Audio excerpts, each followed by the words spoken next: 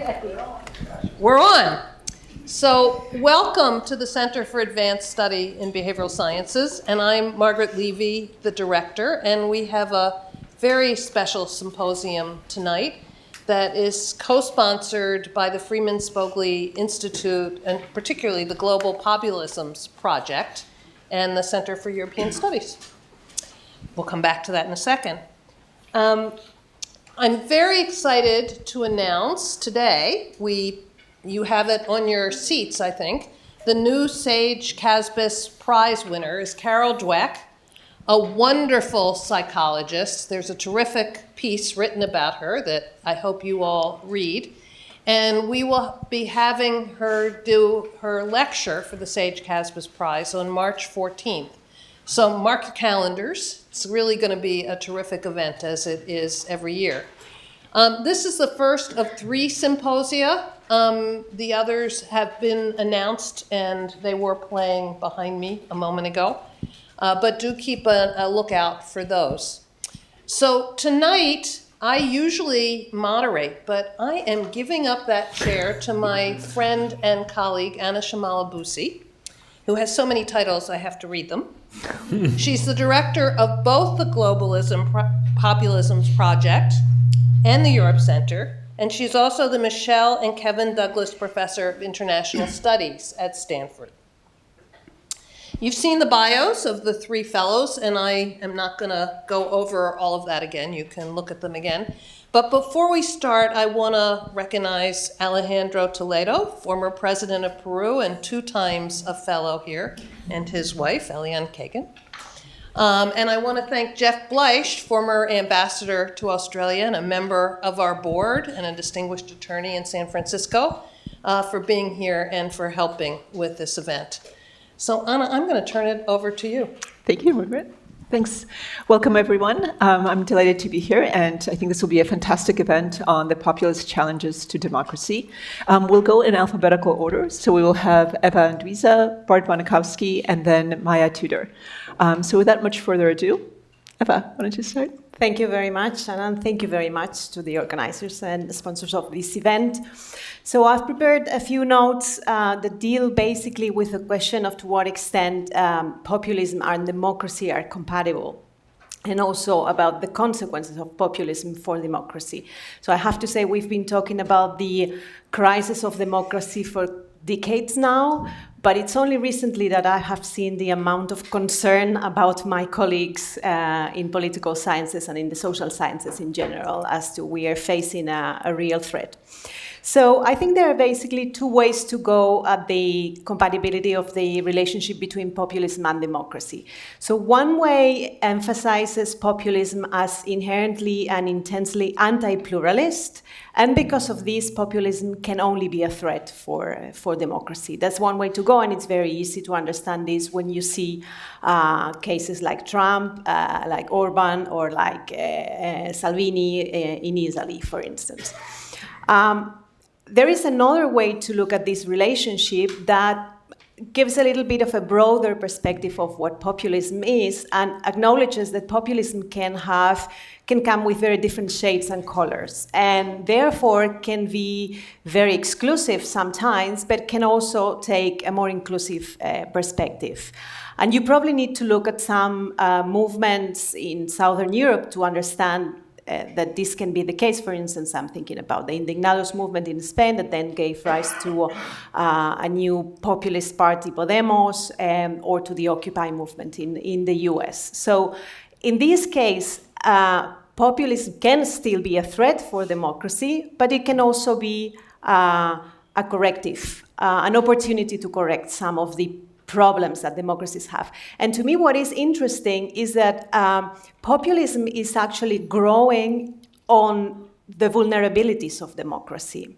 And I see 3 main vulnerabilities that are important to acknowledge. The first one is the classic democratic paradox that democracies are ill-equipped to deal with threats that come from the inside. So you can't really ban populism or other anti-democratic movements without actually reducing the pluralism that you are supposed to have in a democratic system. So this is a liability that obviously populists build on. The second vulnerability of democracy has to do with what is called the boundary problem. And this is the fact that democracy points to some institutional arrangements, but it doesn't answer a very crucial question, which is the question of who is the people. We talk about we the people, but democracy in itself doesn't give us an answer to this question. And actually, the history of democracy is to a large extent the history of the redefinition of this boundary. And of course, populists give an answer to this question, an answer that we don't like or we may not like, but it's a clearly cut answer. And then finally, the third problem that democracy has is that democracy makes promises it doesn't fulfill. It's the broken promises of democracy, as Norberto Bobbio would say. That is, democracy promises the rule by the people. And actually, the political systems that we know as liberal democracies are to a large extent constructed, and for very good reasons, to constrain this will of the people, to limit the will of the people. And we have rule of law, and we have protection of minority rights, and we have checks and balances which are devised to put a limit to this idea that the people should rule. And this is also one of the elements that populists use to support themselves. I think it's important to understand this because this also gives us some space to reflect on how we are supposed to address populism.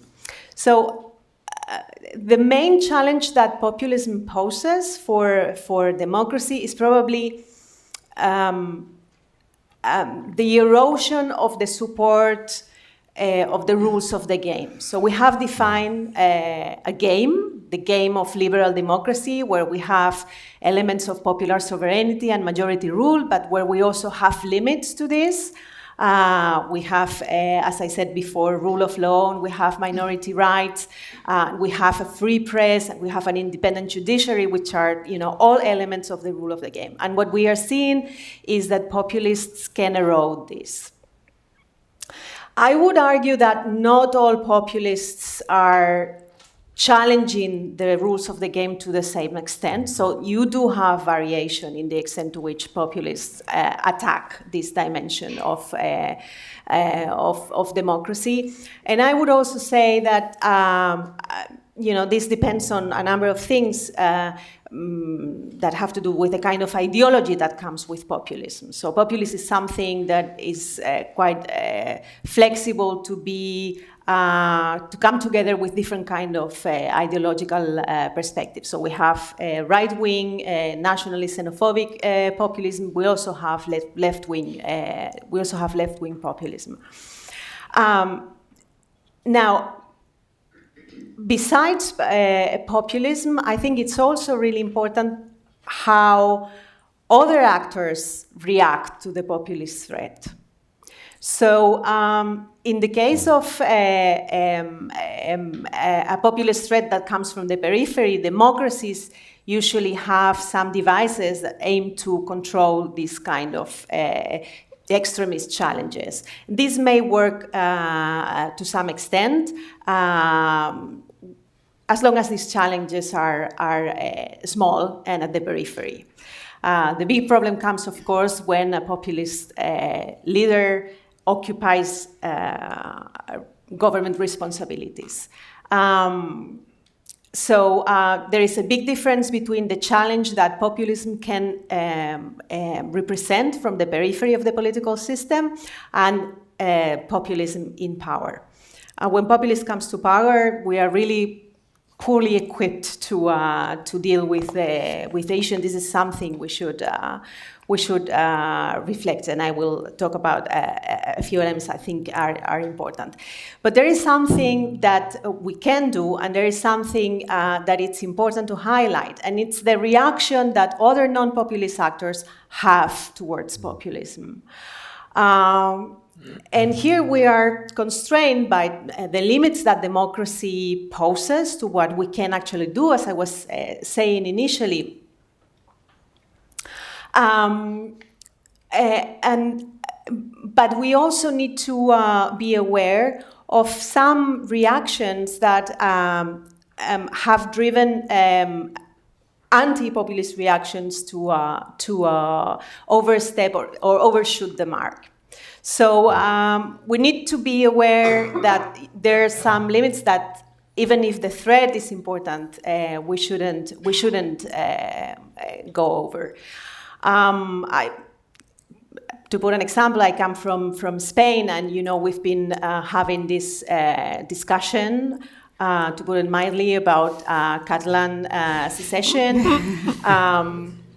which some could argue that it has some populist traits. So this idea that the people should decide, that the decision of the people should be over the limitations that the Constitution imposes. And this has been an important threat for the Spanish political system and for the Spanish state. And the reaction of the Spanish state has been very harsh.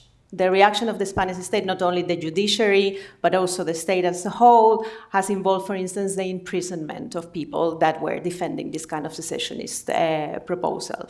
While I'm not at all sympathetic with this secessionist proposal, I think this kind of reactions are dangerous and compromise democracy at a larger stage. So I think that is a debate that we need to have, and it's not an easy debate to have.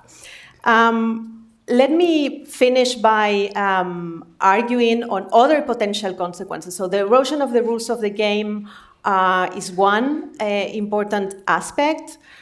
But let me move a bit to the individual perspective, which is what I mostly work about. And let me tell you about how the fact of being populists, of holding populist attitudes, affect the way people behave in politics. I am not thinking about authoritarian populism here. I'm just thinking about ideas that have to do with, for instance, considering that the elite is very bad and is not representing the interest of the people. I am thinking about the idea that politics should be about, the will of the people with not so many limitations. This kind of populist ideas need of any other ideological element. And when people hold these ideas, they increase their probability of being active politically to a very large extent. So these attitudes are a very powerful motivating factor for people to get engaged in politics. Now, you can get engaged for very good things and for very bad things, but this is certainly something that is very powerful. And it's not only very powerful on average, it's particularly powerful for people that have very low levels of education and income, which are those that need more motivation to get engaged into politics. We know that political participation is profoundly unequal in many cases, but particularly in this country. And this kind of attitudes have some power in them that should be acknowledged and should be used to the right ends. So not everything that comes with populism is absolutely negative. We should take into account that there are different shades, different colors, and different levels of analysis. I think I will leave it here. I have more on the why question, but maybe this is later for the questions and answers. Thank you very much. Fantastic. Thank you, Eva.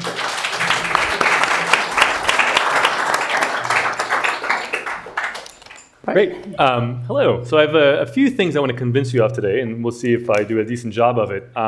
So I want to talk about sort of starting where Eva ended, that talking about radical right politics in particular, right? So we've got radical politics on both ends of the political spectrum, and we often basically call the radical right at populist. That's the shorthand that we use. Anna runs a center or an initiative called the Global Populisms Initiative. I run a research cluster called the Global Populism Research Cluster. That's shorthand for that stuff over there on the radical wings of the political spectrum. What I want to convince you of is actually populism is not the sole and perhaps not even the central feature of radical right politics. In order to really understand why the radical right is rising, we need to think about two other components of radical right politics, and that is nationalism and authoritarianism. And really, I would argue to place nationalism at the core of our explanation, and maybe place authoritarianism at the core of our understanding of how nationalists rule when in power. The second thing I want to convince you of is that actually when you look at the aggregate trends in both the supply and demand of nationalist, authoritarian, and populist politics, there's a lot of stability. That is, this is not a new form of discourse. These are not new attitudes. They've been around for a long time in most contemporary democracies. So that raises a bit of a puzzle. Why is this kind of politics rising now if both the supply and demand seem sort of stable? So that leads me to the third point, and that is to understand why we're seeing the rise of radical politics today, and particularly on the right. We need to think about the structural changes that have made pre-existing attitudes and pre-existing discourses all of a sudden resonate in new ways. And I'll briefly discuss some of those structural changes, so that'll, to some degree, answer the question of why now. And finally, if I have time, I'll say a little bit about the implications of both populism, actually all three: populism, ethno-nationalism, and authoritarianism for democratic life, for democratic politics, and group relations in democratic societies. So first, the three concepts: populism, nationalism, and authoritarianism. Again, they're often conflated, but they're actually quite distinct analytically and can be also measured, operationalized quite distinctively. So populism, as many of you probably know, is sort of a form of a moral politics that distinguishes between a corrupt elite of some sort and a virtuous people. The virtuous people are seen as the only legitimate source of political power in a democratic system. Now, as Eva alluded to, or actually explicitly mentioned, populism is quite flexible. It can be attached to a whole slew of host ideologies so that the elites themselves, the content of the elite that's vilified can vary. They can be Wall Street fat cats, they're often politicians, they can be intellectuals, they can be, of course, immigrants, minorities, and so forth, that are attached also to elites. The elites are often seen as having sort of forsaken the interests of the people and advantaging the interests of minorities and other groups. Again, there's a lot of variation in left-right populism within countries, across regions. For a long time, populism in Latin America was leftist. In Europe, it was right-wing. Now we've seen examples of left-wing populism in Europe. We've seen examples of both in the United States. But of course, Trump is central to many of our thinking about populism today. So that's populism. Nationalism is a quite distinct concept from this, of course. Nationalism, as I think about it, is a sort of a set of cognitive dispositions toward the nation. Understandings of what the nation means to you, what your relationship to the nation is. This, too, is not exclusively limited to the right. There are different ways of understanding what America means, for example. Some are more inclusive, some are more exclusionary. The kind of nationalism that's often attached to right-wing populism is ethno-nationalism, and a nationalism that is predicated on sort of ascriptive criteria of national belonging. But nationalism, of course, is not just about who's in, who's out. It's also about pride in the nation, what aspects of the nation and the state we should celebrate. It's about chauvinism. It's about how one thinks of the nation state vis-a-vis other countries. And I want to argue that in radical right politics, it is a particular kind of populism attached to ethno-nationalism that is of specific concern to a lot of political scientists, sociologists, and others, everyday citizens. The third element is authoritarianism. This is actually a very different concept. It often occurs in discourse. Sometimes it's held in attitudes, but it's mostly a form of governance, a way of governing once a party, a candidate is in power. It involves the violation of democratic norms. It involves the erosion of democratic institutions. Each of these three concepts, although they travel together on the radical right, has sort of a different center of gravity. Nationalism is often a very deeply held set of identities and beliefs about one's own self and one's relationship to the nation and the contours of the political community, the national community. Populism is often very much present in discourse, but typically is a set of much sort of looser, thinner, shallower attitudes of the kind that Eva mentioned. They're still consequential, but they're not deeply held identities for the most part. And authoritarianism, on the other hand, gets sort of signaled in discourse. It's sometimes present in attitudes, but it's really a mode of practice once candidates and parties are in power. And so these three concepts have different sources of support. They have different consequences for democratic politics and social relations in democracies. So the question is, why do they go together? And I want to argue, I won't get to elaborate on this too much, but there are certain elective affinities between them. They solve problems for one another. Populism is often about a we versus some elite. Well, nationalism is one way of filling in the we, an exclusionary way of filling in the we. If the elites are a problem, well, how do we deal with that problem? Authoritarian measures of governance are one way of doing so. So again, I can go through all the cells in a 3x3 table, but these three concepts have certain elective affinities. I want to argue that by separating these concepts, we can try to understand things like, why is it that Trump ran as a populist and nationalist, but he's governing primarily as a nationalist and an authoritarian? Populism is really by the wayside. It comes up again in rallies, but it's not really an active mode of governance. We can also ask, why are we seeing this kind of politics now? And this brings me to my second point, and that is that if you look at the discursive sides of these three concepts, we've seen examples of populist discourse throughout American history and European history, same with nationalism and same with authoritarianism. Think of precedents in terms of American politics and nationalism. It goes pretty much throughout the entire history of the country. But Pat Buchanan, you can go back to Nixon's Southern strategy. This kind of appeal has a long history in the United States. In Europe, a very sordid history going back to the wars, but of course also echoes throughout the latter half of the 20th century. So that's easy. The supply side is easy. On the demand side, there's often an impression that we're seeing skyrocketing levels of xenophobia, racism, anti-democratic sentiment. That is just simply not the case. For most part, these trends are steady. In many countries, they're radically improving, actually. So people are becoming less anti-immigrant, less racist, and support for democracy is pretty stable. This is a little bit different when it comes to trust in government. There are actually downward trends in that, but the decline in trust in government is not unprecedented in the United States. And in Europe, it's actually complicated when you tease apart skepticism toward the EU versus national governments, and there's regional variation. So none of these things in their own right explain why we're seeing a rise of this kind of politics. What I want to argue is that what we need to understand this rise is to really think about resonance, to think of resonance between pre-existing attitudes and pre-existing discursive claims. And there are sort of two ways of thinking about resonance. One is, well, it's just about really a matching of the claims and the attitudes. When they match, some sparks fly and people go out and vote. I want to argue that's too simplistic. Actually, the way to think about it is that you can have the same kind of convergence of attitudes and discourses for a long time, but it's only when the structural conditions change and become hospitable to the sort of the matching up of these ideas and the resonance of these ideas that you have the rise of radical politics that we see today. So what are some of these structural changes? Well, some of them are probably obvious to you. They involve anxieties and grievances related to demographic change, which is both real and also amplified vastly through media and particular sides of the political spectrum. They are partly economic, of course. They're about both experienced economic shocks and mediated economic shocks, that is, things that happen to you economically, but also things that you think are happening to people like you, where all of a sudden these categorizations, these classifications become really important. Who is like you? Right? For a lot of Midwestern white voters, it is white Americans. It is also about cultural anxieties and threats, right? It's about seeing cosmopolitan culture take off and concentrate in urban centers typically, not seeing yourself represented in that, seeing your worth declining, your worth as a member of a larger group. All of that together adds up to a sort of a sense of collective status threat that's experienced individually as part of a group, a broader group. Again, some of this is actually experienced, some of it is mediated, and a lot of it is channeled through the media and channeled in political discourse itself. And so what a lot of, in this country, particularly right-wing media, but not only, and right-wing candidates, but not only, do is they transform these fears and anxieties into out-group resentments. What I want to argue is what they actually do is they take pre-existing cleavages around different understandings of what the nation means. Cleavages that are very real and very persistent. There are deep disagreements in modern democracies about the meaning of the nation. They can be systematically measured and looked at over time. They turn out to be very stable. But they're mostly latent. They're mostly not politically mobilized and activated. But when these fears and anxieties associated with structural changes get turned into resentments, these nationalist cleavages become manifest and politically salient and mobilizable. And that's exactly what's going on. The reason why I think nationalists should be at the center of our explanation is that it is these nationalist cleavages that are driving radical right politics across modern democracies. Now, that's quite different than what's happening on the left, and that's where populism is attached to very different ideas around sort of economic inequality, typically without these nationalist encumbrances, but we can talk about that down the road.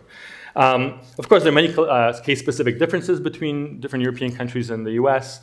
If you think about Eastern Europe, for instance, the demographic shocks there are really a fiction, right? What you get, to quote or sort of paraphrase Timothy Garton Ash, is Islamophobia without Muslims and anti-Semitism without Jews, but still extremely potent. These are the frames that the Kaczynski brothers were using for a long time. These are the frames of peace, that the hordes are coming and also we're being eroded from within through a variety of conspiracies surrounding Jewish Poles, of whom there are a very small number. And this stuff works because it plugs into long-standing narratives and long-standing attitudinal dispositions that are, again, always already there. So I can go on about this for a long time, but I'll move on to the last point, and that is how this might affect democracy. And I think that there are really two related dangers associated with the rise of populist, nationalist, authoritarian politics on the radical right in particular. One is threat to democratic norms and institutions themselves, and there's a lot of work on this and a lot we can talk about. And also the other threat is geopolitical instability, which is associated with cavalier, often amateurish politicians conducting international politics, as we see every single day in this country. And so I want to say that really these are related threats, but there's also a third threat that is not just a threat in political science terms, but more in sociological terms. And that is the threat to the boundaries of sort of respectable everyday discourse and behavior. So what is allowed to be said in the public forum is very different today than what it was 3 years ago. What people think is okay to do on the streets is very different today than it was 3 years ago. And so we see the breakdown of democratic norms, we see the breakdown of norms of sort of civil discourse and civil comportment on an everyday basis, and that's a whole other dimension to the consequences of these developments. We can talk about whether there's a way to recover, but I think a lot of these threats are quite long-lasting. It's very difficult to reverse some of these developments. Once you put the genie out of the bottle, it's very hard to put the genie back in. And so I think we're going to be living with these problems for a prolonged period of time. But what happens next week is very important for how that pans out.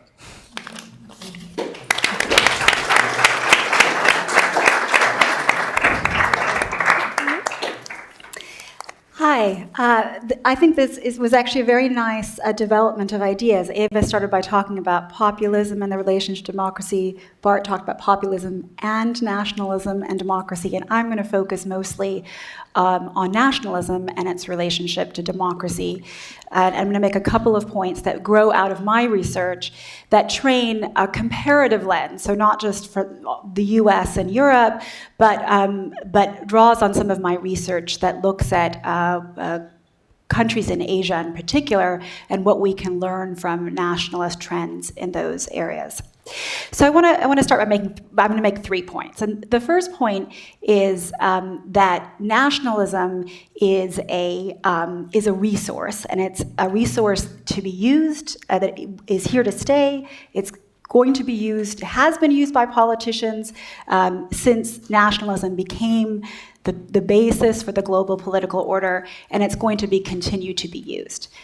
Now, that might seem, so I think of it a little bit in the way that one thinks of something like a resource like an airplane, right? So an airplane can be used to fly terrorists into skyscrapers, thereby taking thousands of lives. And at the same time, it can be used to fly resources, food and water, to famine and drought-struck areas.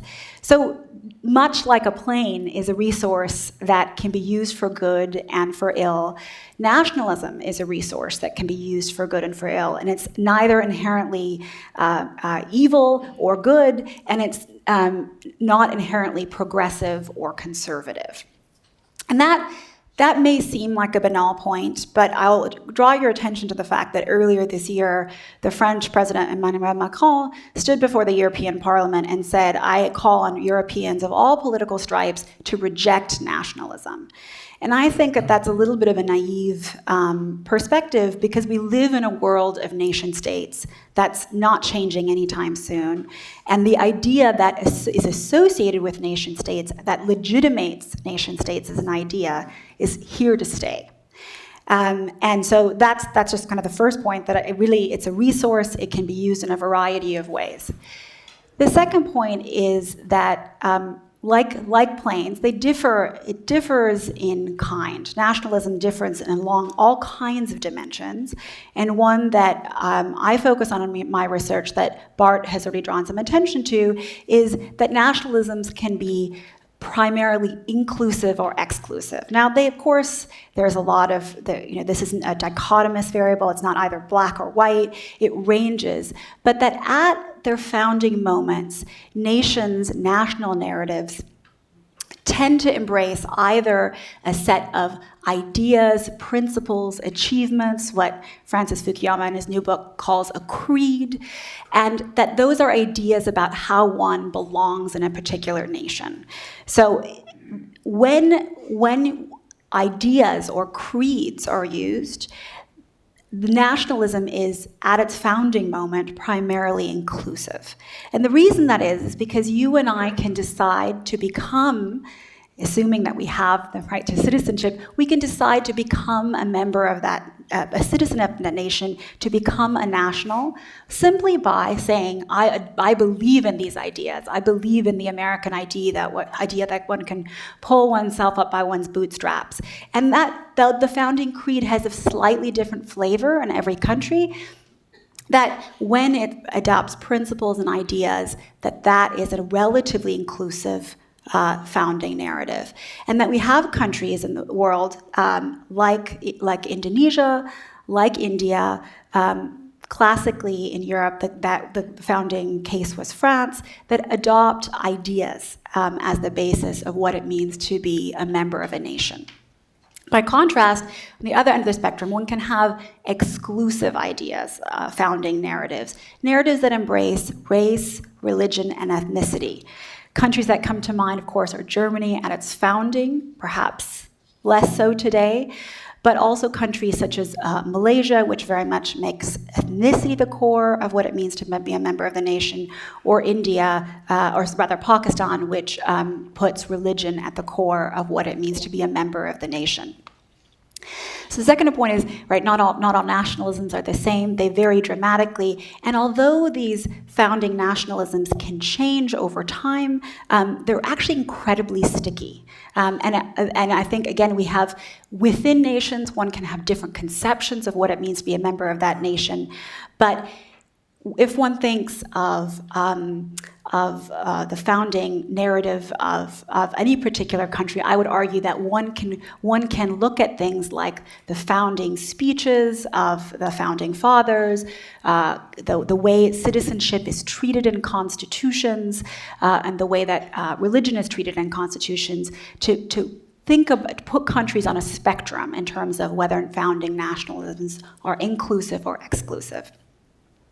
And the final point I want to make is that when nationalisms are inclusive at their founding, that these nationalisms generally, all else being equal, are a democratic resource. And when nationalisms at their founding, by contrast, are exclusive, when they have embraced ideas, fixed identities as the basis of what it means to be a nation, then certain kinds of democratic breakdown become more likely. So I'll spend a little bit of time unpacking that idea now. So when a founding narrative of a country embraces a fixed identity to what it means to be a member of that nation, by definition, that creates second-class citizens. So if, for example, in modern-day Burma, you have Buddhism is closely identified with what it means to be a member of that nation, by definition, people who don't have that core identity are second-class citizens. And at moments of crisis, and every country has those moments of crisis, those narratives of nation get invoked. And it's not just in moments of crisis. If you look at how the narrative under the passage of the Affordable Health Care Act unfolded in this country, you saw not only President Obama at that time invoking narratives of what it meant to be an American, but you also saw the Republican Majority Leader John Boehner making claims about how this was an un-American idea. So nationalism is very much a political resource, and it gets used at moments, can get used, and often does get used at moments of crisis. When you have a nationalism that sets apart, as all nationalisms that are exclusive do, a group of citizens as less than full citizens, then in moments of crisis, those groups are more easily targeted. So I just want to give you, in closing, two examples. One from part of some research that I'm doing now, and one it's very much unfolding in the present day. So in 1975 in India, you had a populist that was elected to power on a platform of abolish poverty. So she came to power, this is Indira Gandhi, 1975. She came to power with a large majority, was incredibly popular. She then progressively clamped down on the right of press to criticize her. She attempted to pack the judiciary. She undertook a variety of things that I hope may ring some bells when one looks around the modern world today.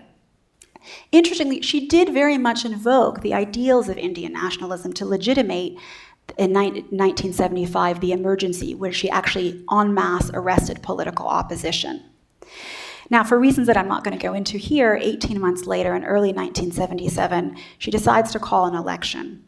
And in that election, you then see sort of a 2-month period where political opposition is free to organize, and she's free to organize. And I'm looking at the narratives that are being employed both by the incumbent government as well as the opposition. What's very interesting is that both of these sides are very much invoking what does it mean to be Indian. And if you look at the kinds of words that the opposition leaders are using as they're going around and trying to invoke support, it's a broad coalition that includes a sort of a kind of quasi-fascist, right, conservative organization and very far left socialists. It's broad coalition, and they very much use narratives of nationalism to come together and to defeat her at the polls and throw this populist autocrat out of power. So that's in a case where this inclusive nationalism was very much a resource for opposition to protect democracy. By contrast, we now see in Myanmar, under Aung San Suu Kyi, I think to surprise of many in the West who see her as a progressive liberal, a surprise for why she hadn't spoken out against the sort of, some organizations would call a genocide that's being perpetrated against the Muslim Rohingya in the northwest of the country. And part of the reason she's not speaking out is because there is mass popular acceptance of the fact that to be a Burmese citizen is to be Buddhist. And it sets not only the Muslim Rohingya on the northwest, but also the Christian Karen and other groups have historically been set apart. And there's been mass acquiescence to the kind of violence that's been perpetrated against them. So I just finish by, I think Anna asked us to deal with the question of why are we seeing this now? Why are we seeing a rise in nativist nationalism or nationalism, in Bart's terms, of the right now? And he's alluded to some of the structural factors that are very much at play. But I think there's also another factor that I just want to contribute, which is that both in places like India, as well as in Europe and in the United States, there's been a noticeable reluctance of the liberal progressive left to embrace nationalism. And I think that's meant that nationalism has been primarily right now a resource for the right. And I will stop there. That's fantastic.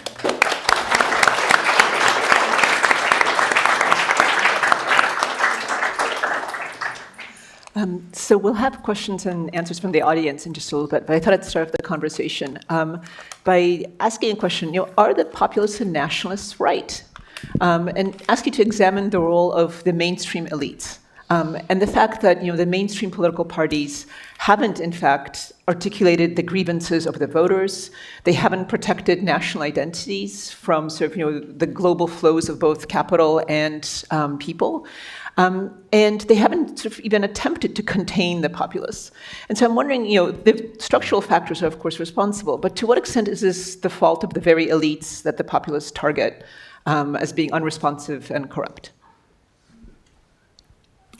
Same order? Sure. Okay.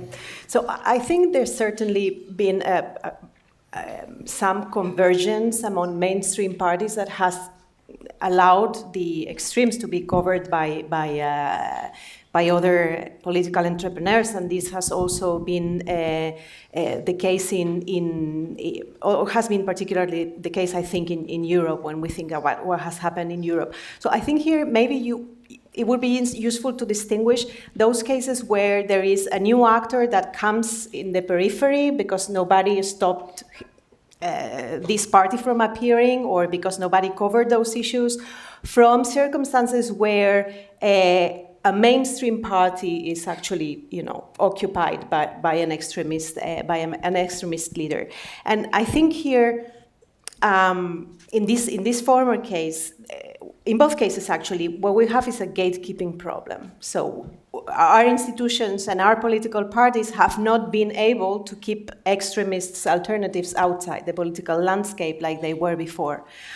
Why is this the case? There are several competing accounts, but one of the ones that resonate is the fact that because parties are being separated from citizens, increasingly so, they've tried to close this gap by instruments like primaries or referenda or other direct democracy alternatives, which have further weakened them. So they haven't been able to control what was going on, in Brexit, for instance, or what was going on in their own parties, like in the Republican Party.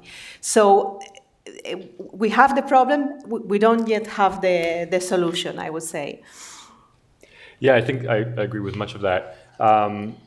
There's sort of one perspective that blames the third wave politics of the 90s for a lot of what's going on. Sherry Berman has articulated this particularly well, that essentially you've got the center left selling out its base in the 90s, and we're living with the repercussions of this till today.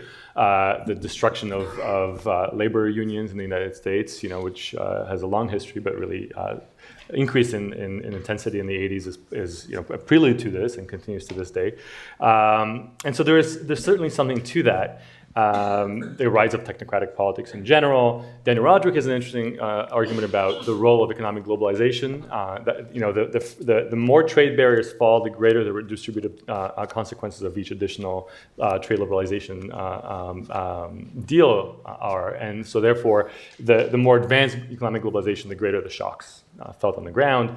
And it didn't have to be this way, right? There could have been all kinds of protections built into the trade deals made in the 90s that would have protected workers, that would have made trade more fair. So that's also in some ways a failure of the elites. But there's another way in which elites are failing on an ongoing basis, and that is the failure of the center right. Daniel Ziblatt's work on the history of democratic formation and backsliding in the late 19th and early 20th century is really instructive here. And he shows that center-right parties are the usual stopgap that fails before democracy backslides.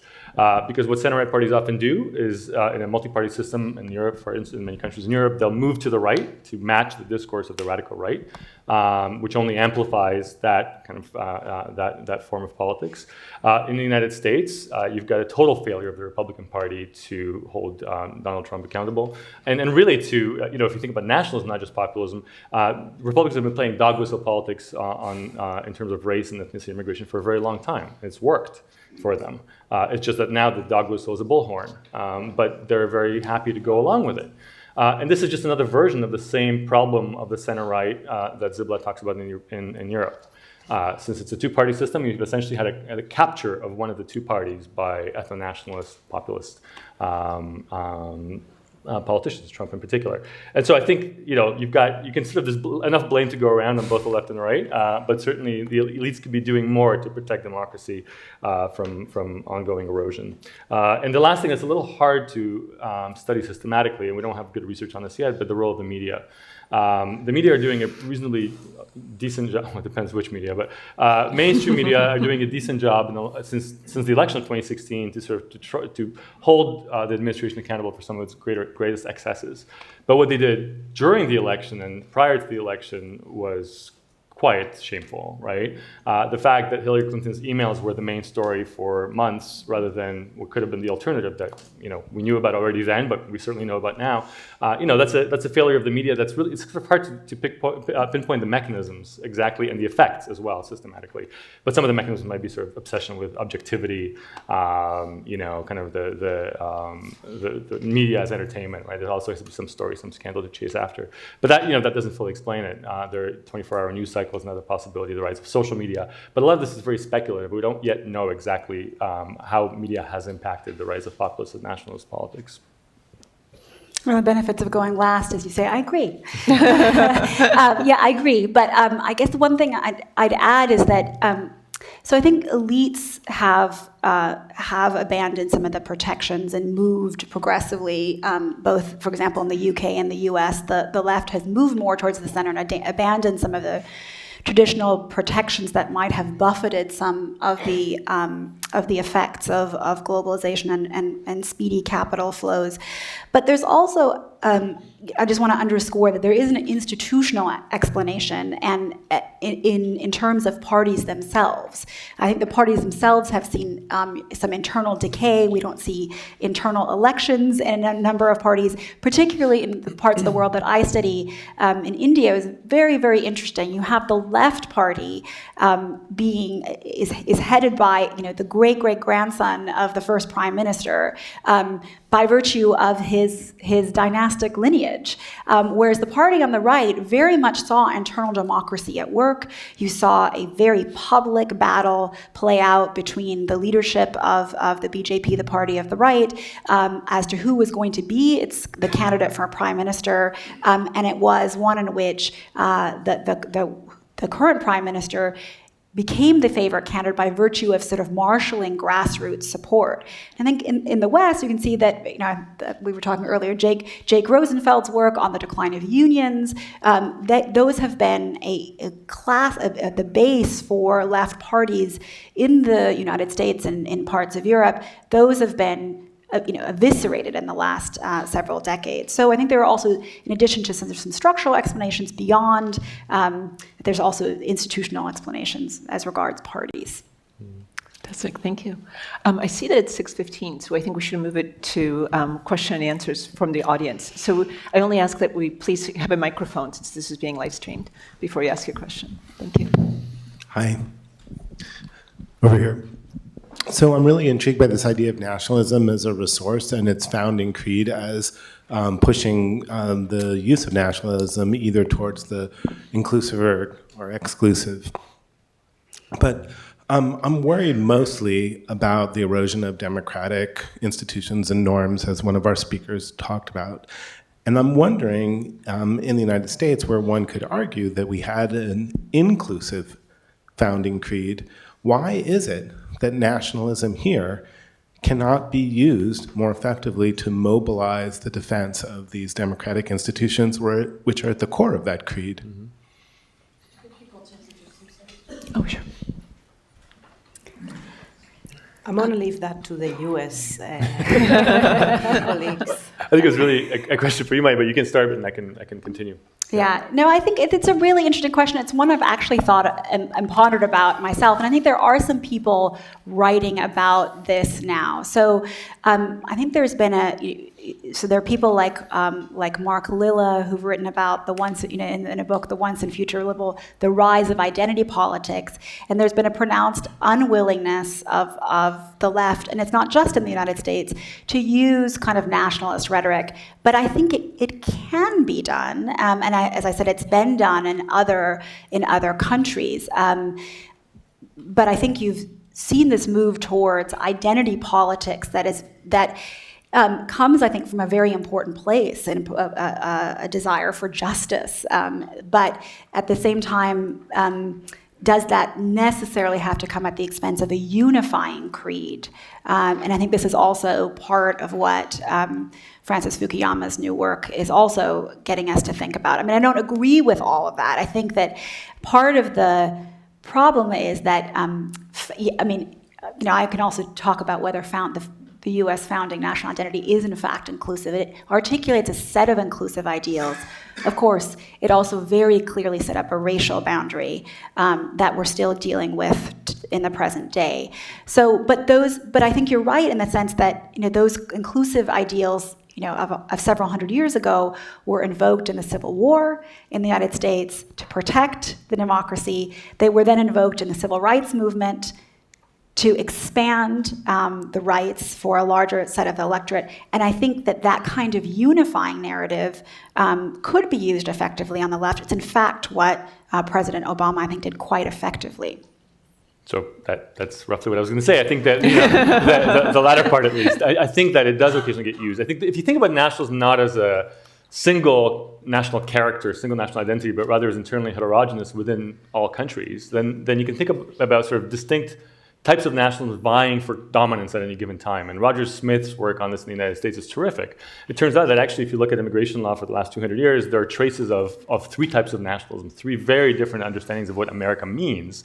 And sometimes one is ascendant, sometimes another. And actually, what results is a patchwork of laws that are really quite messy because they have these residues of these different conceptions of American identity. And so I think, you know, at sometimes national kind of understandings of the nation cut across parties, sometimes they don't.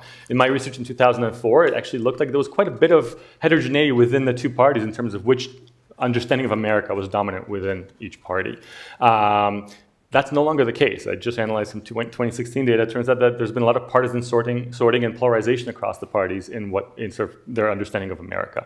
The Republican Party has become, for most part, an ethno-nationalist party, both in terms of really discourse and the popular attitudes of supporters of President Trump and Republicans more broadly. Now, of course, not everyone, but these are sort of central tendencies.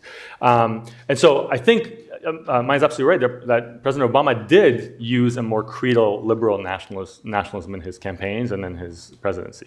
He appealed across a wide range of voters and tried to make everyone feel like they were American. And that actually worked. He was elected and reelected for that reason. But there was also a very strong push during his second term by Republicans to vilify him on racial grounds. The birther movement, was Trump's ticket in many ways to the presidency. And a lot of people, we talk about, people who voted for Obama and then Trump couldn't be racist. It's not that. It's just that nationalism wasn't the salient criterion by which they were choosing candidates in 2008 and maybe to some degree 2012. It certainly became a primary criterion in 2016.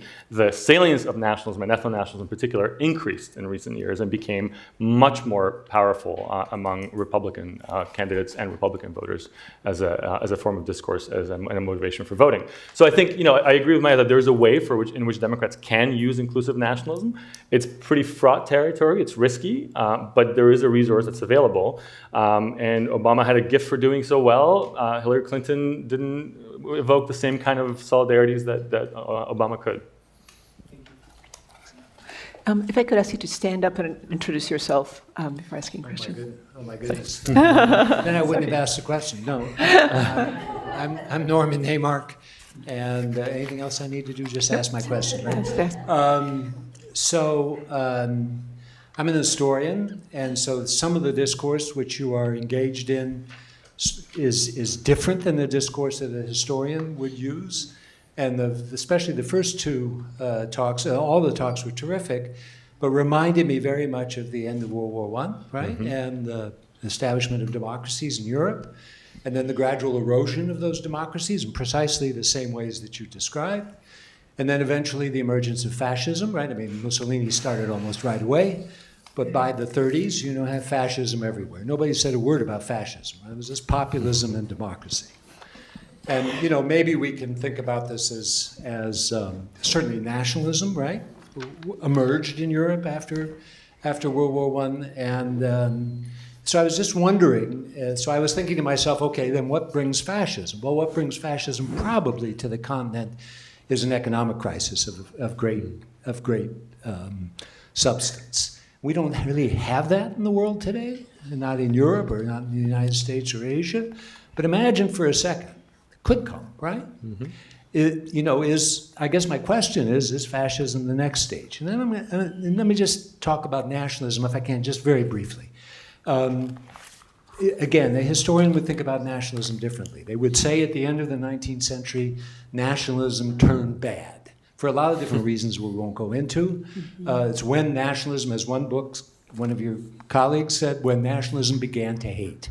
So inherent in nationalism is I think, is ethno-national kind of pride in oneself, but at the same time, it's part of the same phenomenon as exclusion, discrimination, racism. So the first part of your talk was, well, nationalism is, joyful and happy, and that was true in 1848. But it was not true in World War I. It was not true in World War II. And it was not true for Jews and Roma and others still, right, on the continent. So, the question there is really, isn't nationalism, when Trump says I'm a nationalist, gave me the willies. And I don't remember Obama saying I'm a nationalist. He didn't say that. So, how then this model whereby nationalism becomes something, either good or bad? Take China, growth in nationalism there. I mean, that's the only thing I know about in Asia. I mean, it's a very scary phenomenon. So let me leave it at that. Thank you.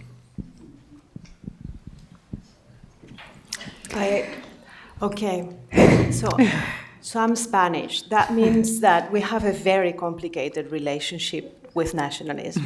So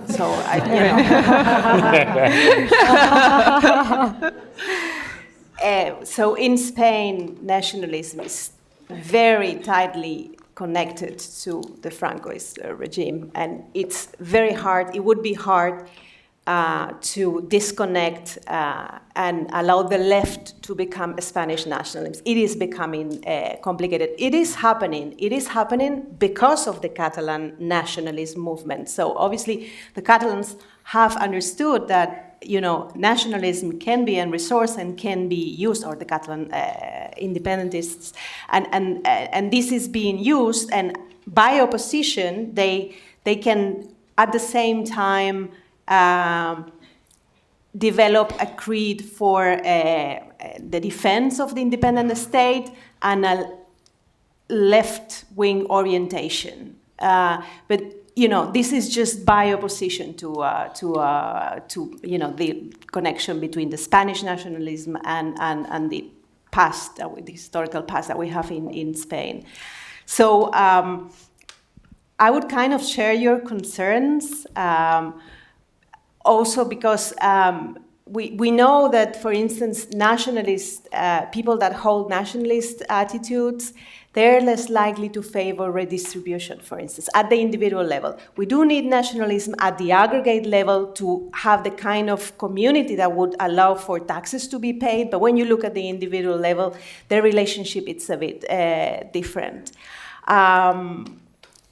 So I understand your perspective, but I acknowledge, and I will let Maya answer this, that it has happened before, or it has happened in the context of Catalan politics, this connection between nationalism and the left. Yeah, terrific questions. I think fascism is a term that a lot of social scientists shy away from. I think in order not to draw too facile parallels between the 20s, 30s, and now. But there is good work which says, no, we actually should be theorizing fascism. Federico Finkelstein has a great book on this. There are others. And some of the components are quite similar. So a combination of ethno-nationalism with populism and authoritarianism. I mean, those were the ingredients.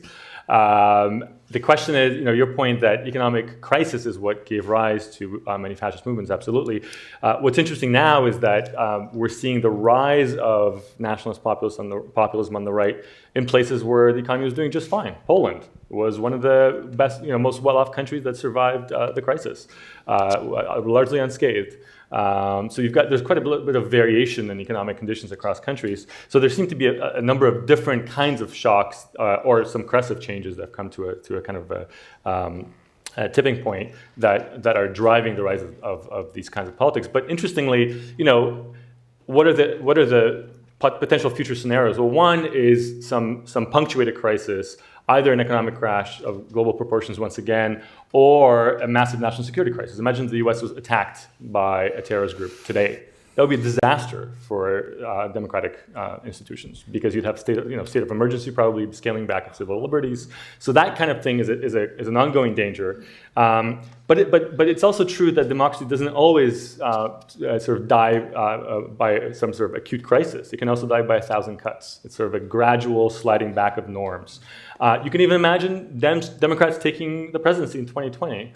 But the next candidate in 2024 or 28 may be a more competent Trump. So there's this possibility of actually, kind of in some ways, a pretty scary scenario of things sort of seeming to come back to normal and then dipping again, coming back to normal and dipping again, and it's sort of an overall downward trajectory.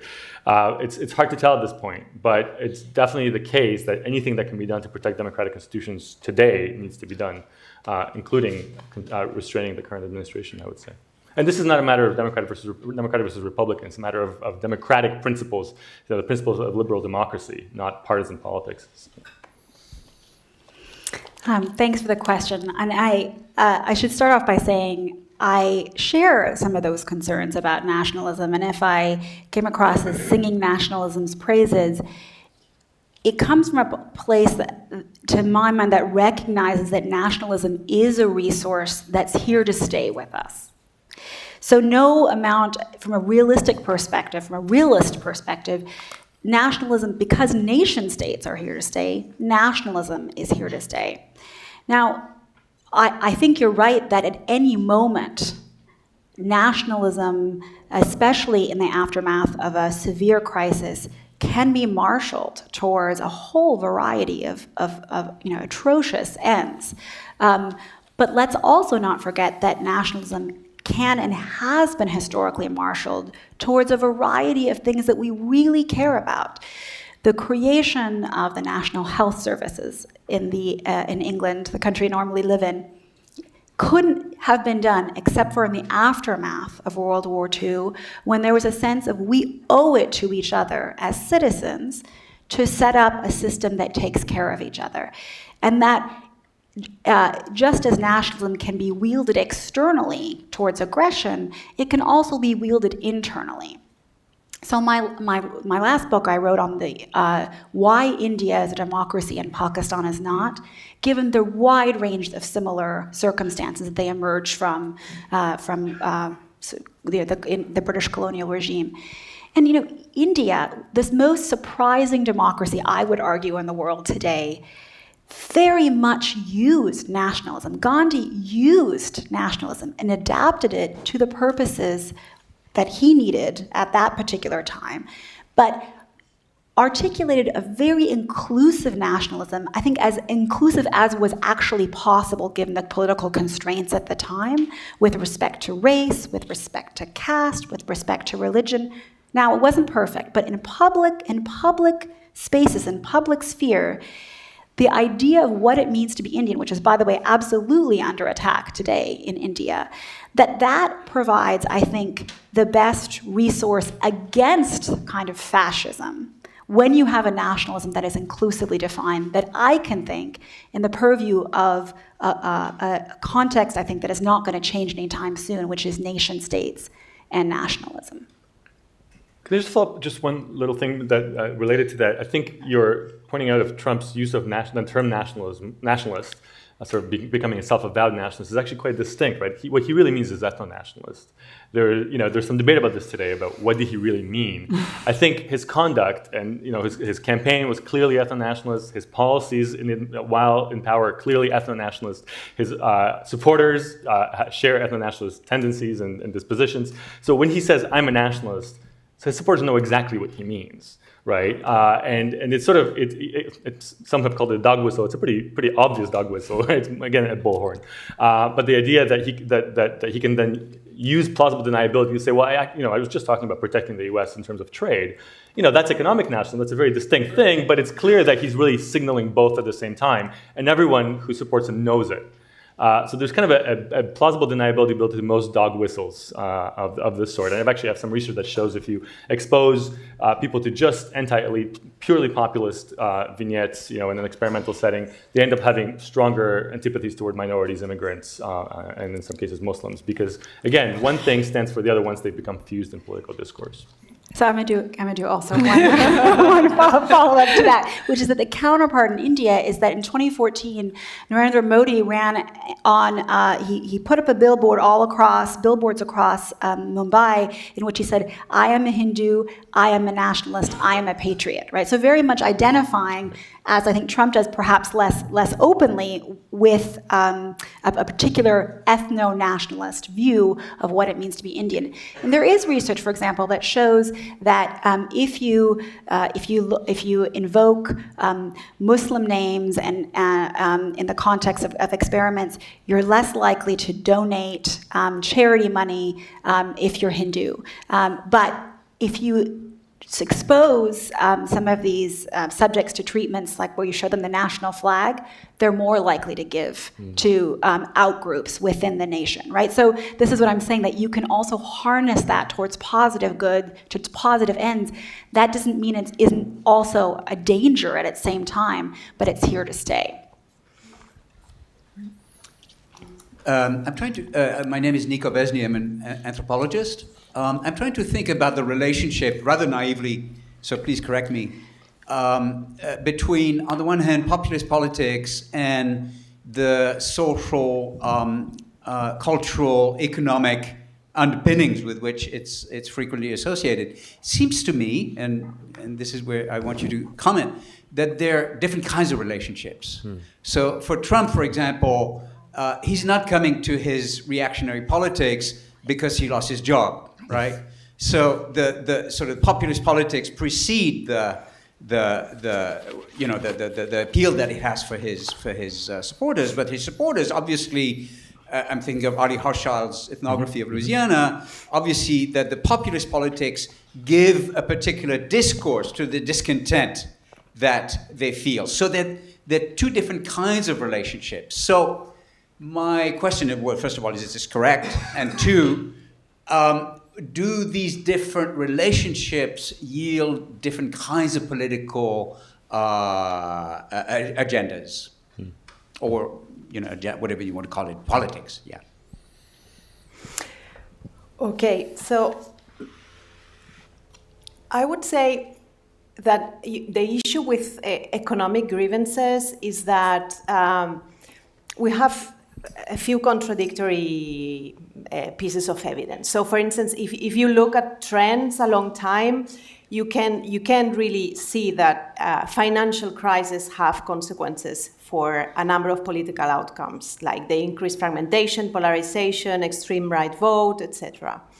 If you look at this from an individual perspective, the objective individual circumstances are not that important. So it doesn't really matter whether people are objectively suffering from a grievance, from an economic hardship. What matters is the way they perceive their economic situation relative to other people, and this is constructed, and this depends on what is the specific context in which they are. So I would say you have a special weight on this kind of subjective expectations. The other thing is that whether this comes together with cultural aspects is to some extent also depending on whether you look at right-wing populism or you look at other kinds of populism. So I don't know if I answered your question, but I think that the relationship between the economic aspect has this kind of different dimensions that conduct to different outcomes. Yes.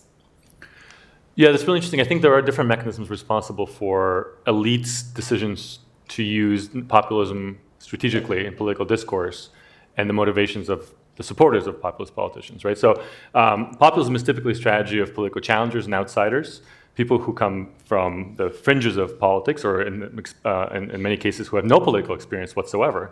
They may be elites in other respects, right? So Trump was obviously part of the economic elite, but he was not part of the political elite, and so he's very much an outsider. And it's it's sort of a risky but sensible strategy if you want to attack the establishment and replace the establishment. You say the establishment is corrupt. Elect me. I'm gonna we're gonna make things better.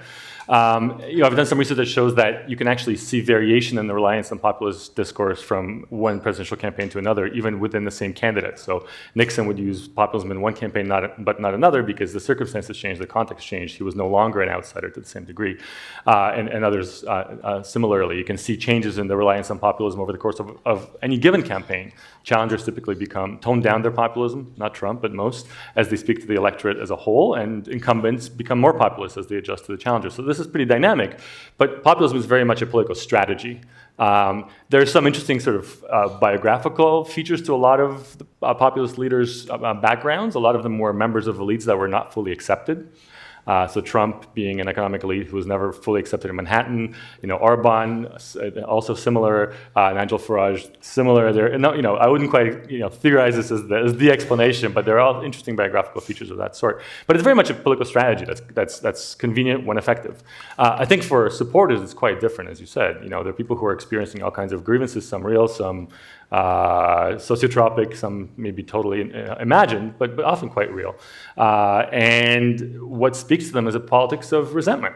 We all know that people in dire circumstances of various sorts often respond to the vilification of various scapegoats. It could be minorities, it could be other, unfair deals with other countries, it could be terrorists, Muslims writ large. It can be all kinds of categories, or elites themselves, right? So when you can blame Washington elites or elites in the EU for your own, tough situation, then that's quite mobilizing politically. And that's what a lot of populists do. And on the right, again, they combine these anti-elite appeals with the vilification of minorities quite often, and that works really, really well. So I think, the motivations may be quite different, but then they meet in the moment of political mobilization. Yeah, I would just add that, Bart said it's a political strategy. Eva said it depends on the perceptions and I agree with both of those. Populism is a strategy. It harnesses certain perceptions. You mentioned Arlie Hochschild's ethnography of Louisiana. In that, she talks about individuals who feel like, they're standing in line. That was the image I take them, standing in line. I'm waiting for kind of my turn, and minorities are jumping in front of me. But you have to also unpack why that construct, why that perception. And I think that is a dog whistle. That is a kind of, why is it the case that kind of particular groups should stand in line systematically in front of other groups? So I think one has to think about why are those perceptions there to begin with, too. We have time for one final question. Yes. Since I have the micro, it's on.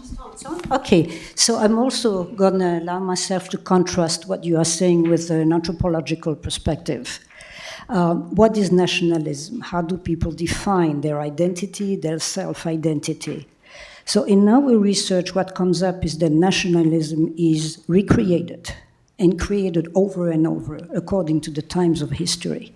There is never a standard definition of nationalism, and it's pretty much recreated and reappropriated as per some sides of history, which is convenient to the elite and to the ones in power. So if I take the example of South America, it is very difficult for societies, most of them, to identify exactly what they are in terms of nationalism. There's so many different ethnic groups before them that have created the land and appropriated the land. How do you define what nationalism is? So nationalism used in politics in South America, in Europe too, I would definitely say that. I'm from France originally, is used as a tool for the elite to discriminate the one who was there before. So there's a little bit more discussion on what do you conceive is nationalism and self-identification of your identity. Thank you.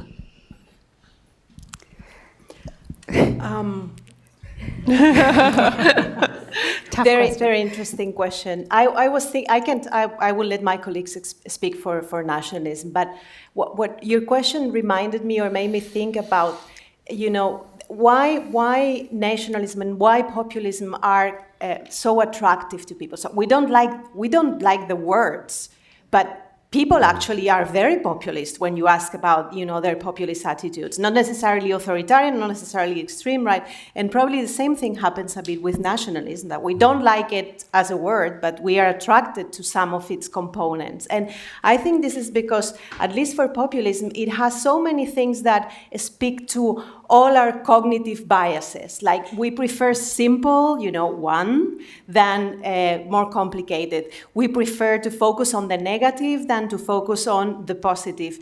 We prefer something that makes a holistic reference to the good past than the complex reality that is so fragmented and contradictory. And, I think that's perhaps why in this era of uncertainty and complexity and fluidity, why these elements are sticky and are attractive. Yeah, I think it's very much right. And I think for nationalism, there's, social identity theory is very helpful. The stronger the in-group identity, that you can, the stronger the out-group hostility. And Liliana Mason has a great book on this with respect to radical politics. So when you highlight the fact that there's a demographic threat, that America might become a minority-majority nation, there's evidence that supporters of the Tea Party and Trump supporters become far more nationalistic and ethno-nationalist and far more hostile to minorities. There are these kind of social psychological dynamics.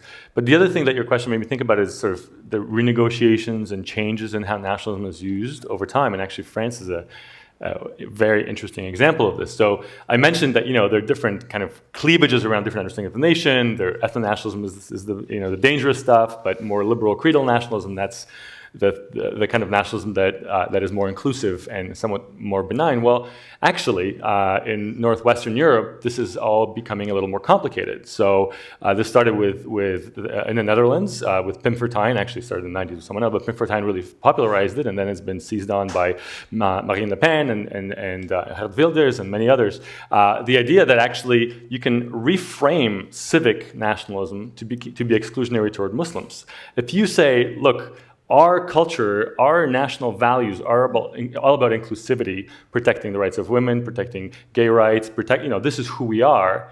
And Muslims have, absolutely irreconcilable values with those of our own, then we should keep Muslims out, right? And so all of a sudden, that turns the inclusive nationalism on its head. All of a sudden, creedal nationalism, which is about political rights, which is about the protection of minority rights, becomes the tool used by elites to scapegoat and vilify Muslim immigrants. And so again, that speaks to some extent to your point that these distinctions are not fixed and they can become part of political strategy that changes their meaning over time. Yeah, I think it's a great and difficult question because, there are debates about what nationalism means that actually, they fill volumes. But, I adopt a perspective that nationalism, that nations are imagined communities, right? They're what we imagine them to be. And by virtue of our common adherence to a set of creeds or a set of ethnic identities or racial identities, we are one in some way. We are one people. So it's an imagined community, but that doesn't mean it can be endlessly imagined. That it's 100. It's fully elastic. Nationalism's idea, right, emerges in Europe. It spreads. It's certainly adapted in ways in Latin America, in Asia, by certainly elites to their interest, to advance their interests. But those ideas about what it means to be a member of a nation then get written down. They get passed on. They get written down in constitutions. They get written down in the way the institutions of government are structured, which then themselves structure politics. But they also get written down in history books, and then which we all read and then inform our nation, our sense of who we are as a member of the nation, and that is a resource that gets used. And I think Bart very nicely talked about how, of course, that doesn't mean it's fix at any one point in time. But it does take, there are competing groups with competing incentives or incentives to redefine the nation in different ways. So one could say, well, perhaps Germany's nationalism today is different than what it was before the war, before World War II. Certainly there are those people that would say that's true, and there are some people that would argue for that there's a lot of continuity. So it is a contested concept, but I think we can also identify some dominant narratives through institutions and through the narratives we tell ourselves, particularly in schools and in history books. Wonderful. Thank you so much. Please join me in thanking our panelists, and thank you very much for coming.